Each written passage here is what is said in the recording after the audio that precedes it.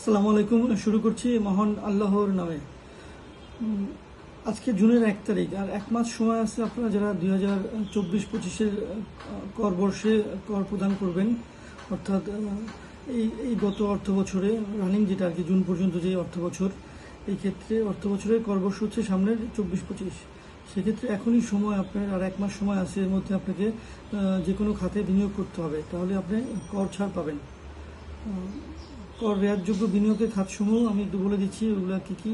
উল্লেখযোগ্য খাতগুলো একটু বলতেছি। জীবন বীমার প্রিমিয়ামে বিনিয়োগ করতে পারেন। সরকারি কর্মকর্তা প্রভিডেন্ট ফান্ডে চাঁদা দিতে পারেন। স্বীকৃত ভবিষ্যৎ তহবিলে নিয়োগকর্তা ও কর্মকর্তার চাঁদা।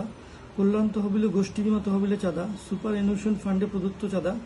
যে কোনো তফসিলি ব্যাংক বা আর্থিক প্রতিষ্ঠানের ডিপোজিট পেনশন স্কিমে বা ডিপিএসে সর্বোচ্চ 1,20,000 টাকা বিনিয়োগ।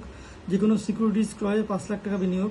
বাংলাদেশ স্টক এক্সচেঞ্জে তালিকাভুক্ত কোম্পানির শেয়ার, স্টক, মিউচুয়াল ফান্ড বা ডিবেঞ্চার বিনিয়োগ। বঙ্গবন্ধু শেখ মুজিবুর রহমানের স্মৃতি রক্ষার্থে নিয়োজিত জাতীয় পর্যায়ের প্রতিষ্ঠানের অনুদান। জাকাত তহবিলে দান। জাতীয় রাজস্ব বোর্ড কর্তৃক অনুমোদিত কোনো দাতব্য হাসপাতালে দান। প্রতিবন্ধীদের কল্যাণে স্থাপিত প্রতিষ্ঠানের দান। মুক্তিযুদ্ধ জাদুঘরে প্রদত্ত দান। হাসিনা ক্যান্সার হাসপাতালে দান।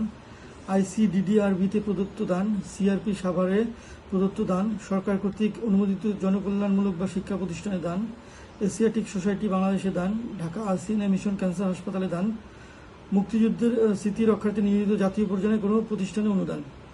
অর্থাৎ উল্লেখযোগ্য এই খাতগুলোতে আপনারা বিনিয়োগ করলে সামনের 24-25 কর বর্ষে আপনারা যে ধরনের কর রেয়াতের স্ল্যাব দেওয়া আছে, অনুযায়ী আপনারা রেয়াত পাবেন।